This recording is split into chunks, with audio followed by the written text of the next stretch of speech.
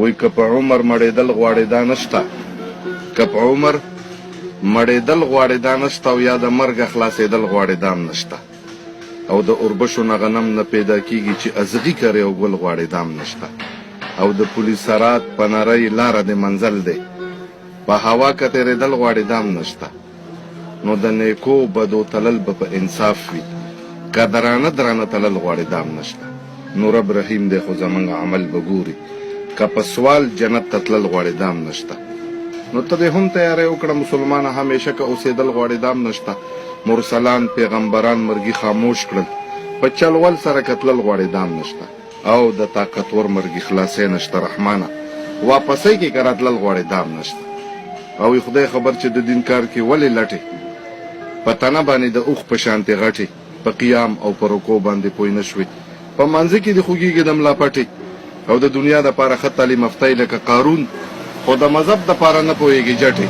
نو د دنیا ګټه پوره نه شوه رحمانه، نورې وکړه اخرت دپاره ګټې.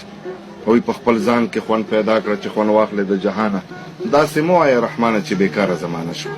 او څنګه ځان چې د انسان په ټولي بولې، هر انسان ته د انسان په نظر ګوره. او په دنیا کې که د سل چته مکان وي، مکان نه دی، مقبرې ته د مکان په نظر ګوره.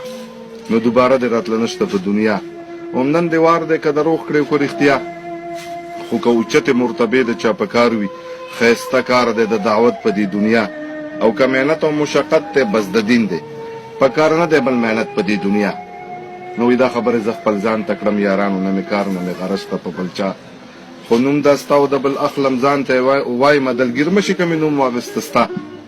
او د قیامت په ورځ به دا پوښتنه نه وي چې ته زوی وې د فلاني که د فلانا. نو یا خیر کمې خبرې تکبر نه ته ډکړی، دوکه مشي د دې عمر په بقا، که تمام جهان په خپله ګېډه وخوري، یاد به نه شي په درود او په ثنا، که تمامه دنیا واړه سره عمل شي، زیات به نه کړي ستا قسمت په دې دنیا. نو د وخت نه تېرې اوبه په بېرته نه جاروزي، نه جاروزي تېر ساعت په بېرته بیا، او تېر ساعت په مثال مړی د لحد دی، مړي چا دي ژوندي کړي په جړه. نو وی ګوره ما عبدالرحمن باندې ټول عمر داسې تېر شو لکه تېر شي یو ساعت د دې دنیا. نو وی ګوره څه شو نن شاهان او سلطانان، هېڅ نیمګړی په چا نه شو دا جهان.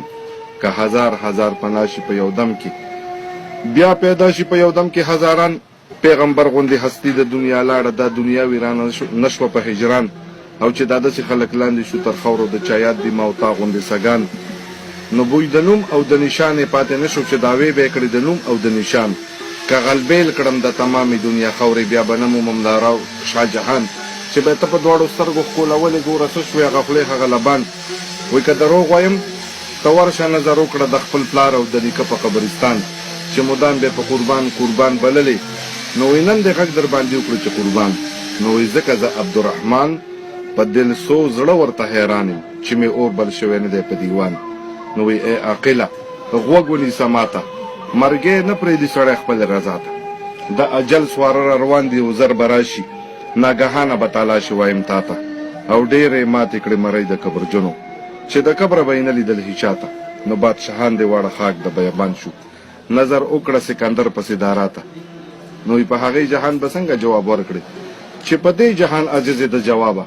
او چې افتاب یې ونیزه شي بیا به څه کړې، اوس چې سوري لره درومې د افتابه. نو په ژوندینې توبه وباسه رحمانه، چې ماشر کې شرمنده نه شي مولا ته.